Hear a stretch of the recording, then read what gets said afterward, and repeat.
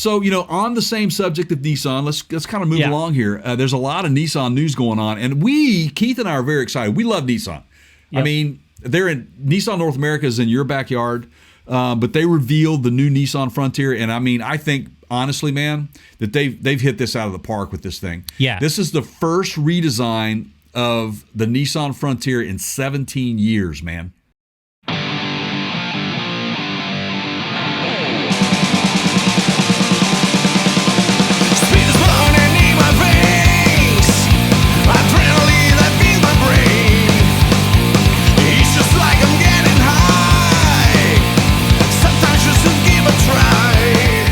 I want to talk a little bit about this. Yes, let's go.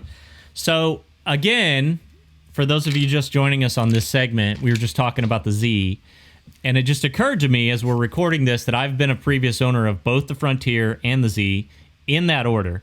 Now, I had the supercharged Frontier. It was like less than 3% of their production comprised this. It was a Nismo package on that, right? On the Frontier, wasn't it? I believe so. I mean, it was so rare. It was so rare. Yeah, I remembered it, man. Supercharged, I had to elicit the help of some of my fellow Nissan employees to just get, okay, so that was, I'm going to get his name wrong. It was Jerry, was it Hirschbrenner?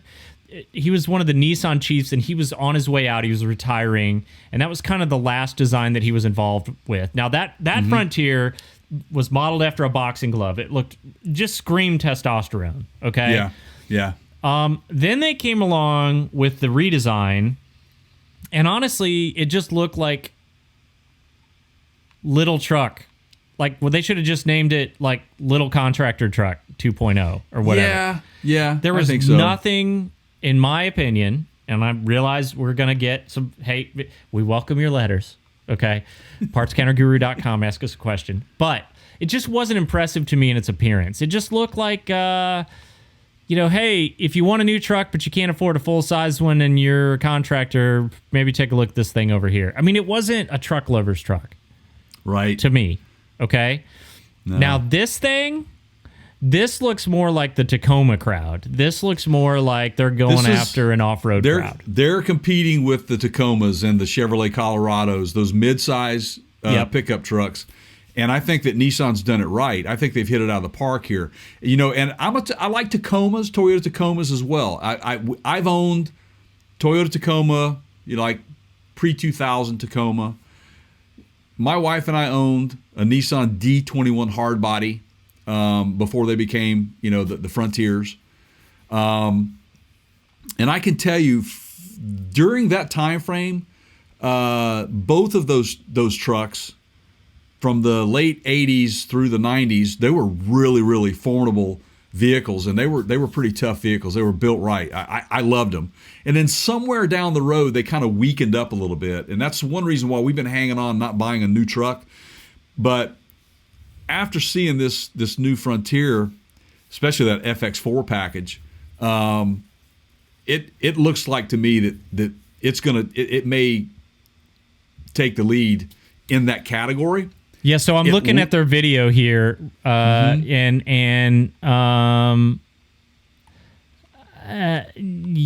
mean they're basically just giving you a walk around. To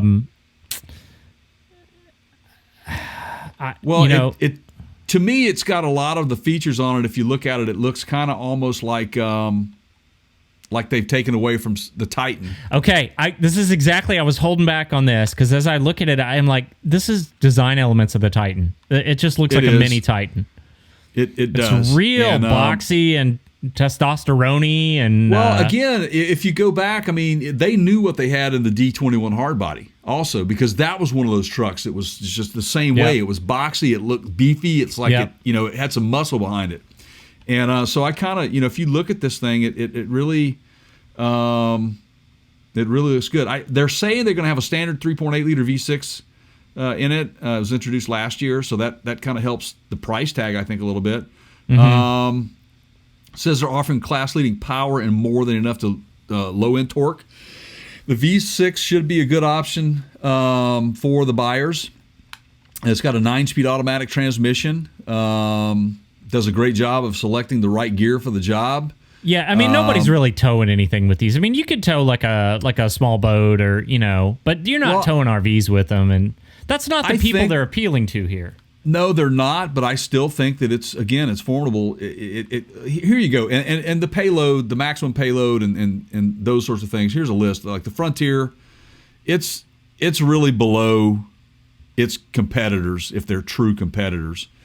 And maximum towing is 6,720 pounds, whereas the Colorado is 7,000. The Ranger is 7,500. Obviously, the GMC Canyon, which is the same thing as the Colorado, but it's not that far off the mark from the Tacoma.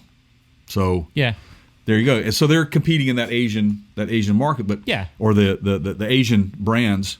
They're right there, and that's who they're really competing against is probably Toyota, and I would say Ford is who they're really targeting there, and they have to, because the Ford Ranger, their little that's a scalded dog is what we always. I like that. Yeah. Now I will tell you, like, if I just runs from the like looks, crazy, it's a screamer from the looks and what stats you've thrown out just now to me, which is the first I've heard any of those specs, I would consider the Frontier over a Ranger. I personally would. Oh, I know I would. I would. Yeah, I'd go four-wheel drive version. I'd overland it. But I'm just saying, if I were in that class, if I were shopping, now if you could get that thing in a supercharger like they used to do, there would be it would be no question. Or turbo, but I don't see them putting turbo on a truck. They're going to be offered in an S, SV, and a Pro X, as well as that's the same package, as well as a Pro 4X. Yeah, 2 cab styles and 2 bed links. Yeah, that's pretty awesome. So they're smart to give it a wide range of offering for people depending on what your needs are. Now, I will say this, that based on if you're buying this, guys, and Keith and I harp on this all the time, if you're buying this for gas mileage, just go on down to GM and go buy a Chevy Bolt. I mean, you don't want to buy this truck because it's not going to get great gas mileage. That's not what it's designed for. Yeah. I mean, come on. It's Now, you want to talk? You want to talk a little bit about the Pathfinder? Yeah. So I don't know that much about it. I just know that it was revealed recently as well. Sorry. As I click on these videos, you hear my sound. And then I quickly mash the mute button. But yeah. But go ahead. I looked at it. It's a redesign. The body looks great. I love the exterior, the way it looks, and it's a little bit more luxurious. And it's still going to have it'll have a 9-speed 3.5 liter. The VQ35DE in it is what they're going to continue to put in this thing. It's manufactured and assembled in Smyrna, Tennessee. Yeah. And I started looking at the sales for the Pathfinder, and I see why they did what they did. Now, if you look at the sales, they went from around 80,000 units in the U.S. In 2017 to almost half of that in 2020. Yeah. And they lost a big share of that market. Here's what's going on the SUV side. And part of this is the changing consumer demand. But do you remember, Jay? I remember when the Pathfinder first rolled out here in the United States. And I don't have the exact year, but I was a kid. I don't think I was of driving age yet. Can you, while I'm yammering on here, can you look that up real quick? Yeah, 85 is when it came out first, and they based it off of the D21. All right. So pickup. Competition for the 4Runner at that time, off-road vehicle, Pathfinder, okay? Right. But that sort of got watered down over the years. It became more and more of a station wagon. Now we have this huge demand for crossovers, okay? That's right. You got the Mach-E on the electric side. You've got everybody and their brother doing a crossover. Subaru's got some solid offerings that have been around for a while. Tesla's got their electric stuff now in the crossover category that's nice. GM's doing some cool crossover stuff. And then if you want to go on the electric side, they've got the Cadillac Lyriq coming out, which we know Will Ferrell loves, right? But but the Pathfinder kind of doesn't have a path, so to speak. I mean, Nissan's got the Rogue, right? That's more of a crossover. Right. They brought back the Kicks, which is kind of their, right. the Juke, they had then the Kick, Juke, which is their little, Yeah. Now, we owned a Juke. My wife did. That was a nice all-wheel drive, small. Yeah. Interesting ride. Very roomy. Where does this fit? See, that's the thing. I look at this and I'm like, well, this is more of a Bronco Sport competitor. Yeah. Right? I mean... Yeah, I'm with you on that. That's a good analogy. I mean, or not. That's a good observance, I should say. Not an analogy, but it's a good observance, and I agree with you because it's too big to sell to the crossover crowd. I think that you may be onto something there because if they're going to compete against those guys, they got to have the product to do it with. And so, if you focus on a redesign, everybody's going with this dial up, these goat modes, which Ford is the goat modes. But see, here's the thing, right? Yeah. If you're going to do that in a car, okay. So again, Pathfinder originally designed to be off-road, a solid off-road vehicle. Yeah. Yep. So you're going to go back into those waters. You need to be able to go head to head with the 4Runner. This thing does not look like it knows where it should belong. It's right. It kind of has elements of a crossover, right? But it looks more, but it's bigger than a crossover. And so, remember what happened to the Chevy Blazer that they brought back? We looked at that thing and we went, same thing, right? Like, what is this? Right. Not like the original Blazer. So now we can say it's a Nissan Pathfinder. Right. I mean, this kind of looks like it's just a Blazer, Nissan's version of the Blazer. It I just really don't know. Now, I know they've got the Armada. Yeah, you guys are going to point that out. That's their big one, whatever. But, man, I just think they would have been smart to go after the 4Runner, compete with that. Yeah. Well, we'll see. I mean, I'm not running Nissan. There's probably a reason for that. Well, Nissan, we broke. Actually, nobody's running Nissan, right? I mean, but I digress, right? Yeah. He ran out of town.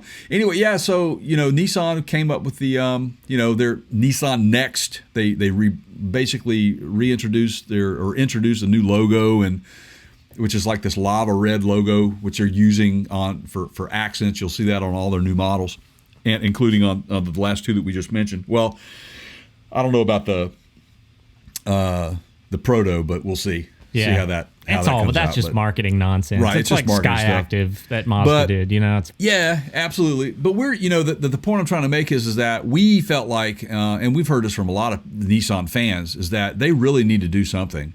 How are they going to compete? And so they playing bring it back, safe. Is playing it safe the smart move? I understand if you go all in and you put everything you have on the table, you could lose a lot more.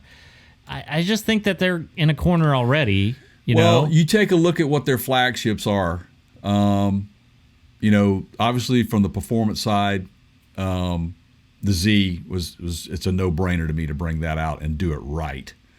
But you've got the Maxima, you had the Altima, which you've got were quite respectable before sedans started going the way of the Dodo. I just now what, right? Now what? Right. Now you've got a whole new lineup of different vehicles to choose from. You've got the SUV covered, you've got the truck covered, and you've got the sports car covered.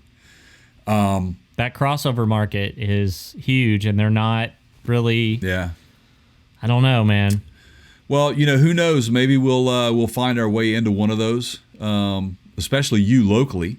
And don't get me wrong. I'm a Nissan fan. We would not have owned as many Nissans as we have. Yeah. Would I not have believed in the product? I'm just concerned when I see. Now the Frontier, I think right direction, 100%. Yeah. Just not so sure about this Pathfinder. We'll see. I hope I'm wrong. And I'll go. We're still still a little skeptical on the Z even. Put us in a Pathfinder Nissan, and I will give it a fair chance and let me kick the tires. Yes. And you changed my mind. Yeah, and you know what, man? I've told you this before. My cousin, John, he's out shopping for trucks. He's looked at Rams. He's looked at GMs. He really liked the Ford Ranger. But then he texted me and he's like, man, he goes, I think I'm going to have to wait for this baby to hit the floor to be able to test drive this thing. and he's pretty excited about it. He's a big Nissan fan too, so he's holding out. He's going to wait to see what this does. And honestly, I think he's picked a winner here. But you got to get in it, drive it. You got to figure it all out first. So hopefully it won't be too much plastic and a lot of solid stuff in the interior, and it's done correctly. It's ergonomically feels right and all, and it's useful. Because I've seen some of these guys just load these things up with so much crap you don't need. So we'll see. It remains to be seen. So there you go, man. Nissan on the move again, and we're excited for them. So what's next, Nissan? I see what you did there.